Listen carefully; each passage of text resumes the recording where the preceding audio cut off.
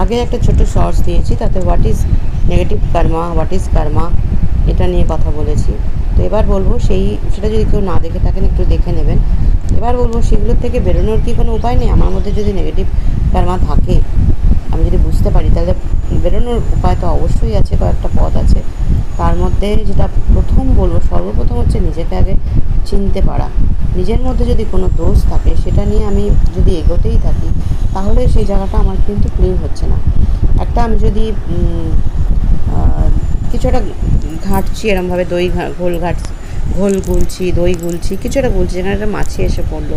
এবার আমি যদি মাছিটার সমেতই ঘোরাতে থাকি, তাহলে কী হলো? সেটা তো ঘুরতেই থাকলো। কিন্তু আমি যদি মাছিটাকে তুলে ফেলি, তাহলে তো জিনিসটা সরে যায়।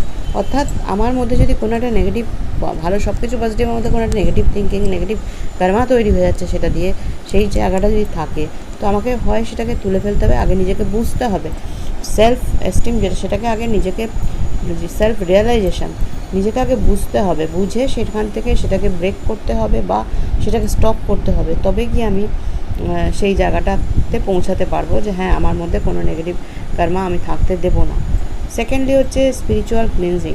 আমরা তো জামা কাপড়, শরীর সব কিছু পরিষ্কার করি, কিন্তু স্পিরিচুয়াল ক্লিনজিং হচ্ছে মনের ভেতরটাকে পরিষ্কার করা। এটার জন্য ফার্স্ট যেটা দরকার, সেটা হচ্ছে মেডিটেশন।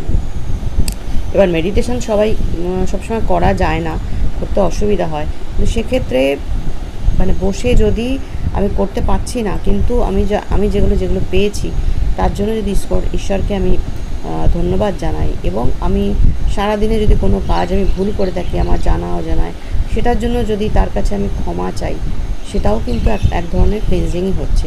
সবসময় যে মেডিটেশন করতে পারবো তা নয়।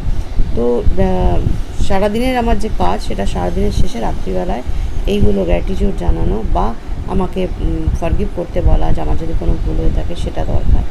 আরেকটা হচ্ছে যে ফরগিভনেস মানে হচ্ছে যে নিজেকে যেমন ফরগিভ করার ব্যাপারটা ঈশ্বরকে বলছি, আবার অন্যের ক্ষেত্রেও তাই। কেউ যদি কোনো অন্যায় করে থাকে, তাকে যদি কোনো কিছু বোঝাবার থাকে, শাস্তি দেওয়ার থাকে, তাকে তার কাজের ফলস্বরূপ তাকে কিছু বলার থাকে, সেটা অবশ্যই দেব। কিন্তু মনের মধ্যে তার সম্বন্ধে কোনো ঘৃণা রাখবো না।